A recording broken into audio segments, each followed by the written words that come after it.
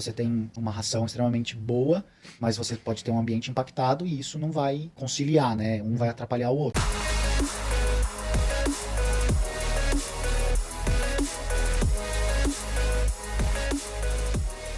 Como que o produtor sabe escolher a ração ideal? Tanto em termos de granulometria, como nós vamos falar, e também a questão da porcentagem de proteína. Gostaria também que você falasse um pouquinho como que eu escolho essa ração. Tem diferença de tamanho de peixe, tamanho de camarão e tudo mais? Sim, né? Primeiro que as espécies elas têm exigência nutricional específica, né?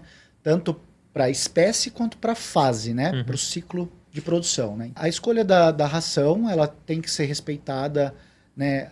Avaliando, né, a espécie, a fase de cultivo e também respeitando a parte, né, da granulometria, né? Então eu não posso fornecer uma ração de engorda para um peixe na fase de alevino, por exemplo. E a questão também, né, da parte de composição nutricional, composição proteica, energética, a gente trata hoje na DM como nutrição de precisão, né? Então, cada fase de vida do peixe, do camarão, existe uma exigência, né, dos ingredientes que compõem a ração, onde trazem proteína, energias, vitaminas. Cada fase tem uma exigência específica. Tem muita diferença entre uma ração, sei lá, 32, uma 40? Como é que funciona isso? Tem bastante. Essa é uma dúvida, Jorge, que eu tenho bastante, porque quando eu entrei no ramo aqua, o que eu pensava? Uma ração 40% de proteína com certeza é melhor do que uma ração 35%.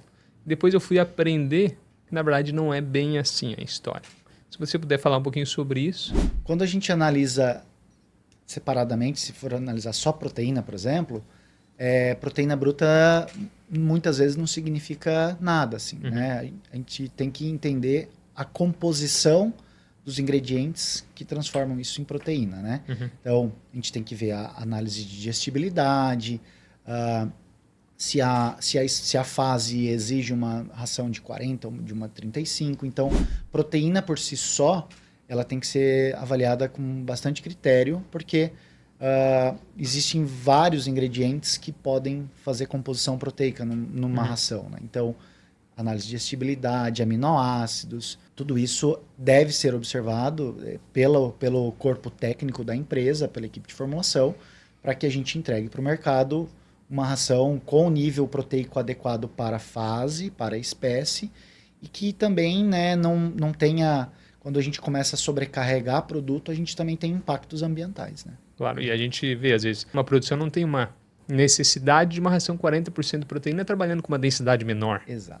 Então pode, às vezes, diminuir um pouquinho o teor de proteína, às vezes comprar uma ração que é um pouco mais barata, ou não, enfim, e ter um resultado melhor no cultivo. Sim, varia caso a caso. Varia, Tudo tem que ser observado e dentro, né, da ADM, a nossa equipe comercial, ela é bastante técnica, assim. A gente tem colegas extremamente capacitados e a indicação da ração, a gente sempre procura fazer a indicação visitando o cliente, entendendo a estratégia do cliente, onde ele está, onde ele quer chegar, para que você faça uma indicação correta. Não existe uma receita de bolo, né? Existe uma lógica, mas precisa entender o ambiente, né? Onde o cliente está, onde ele quer chegar, estratégia de mercado. Às vezes o mercado está aquecido, né? A comercialização do peixe, do camarão está no momento bom, então vale a pena dar uma acelerada, investir, né, num produto de maior tecnologia.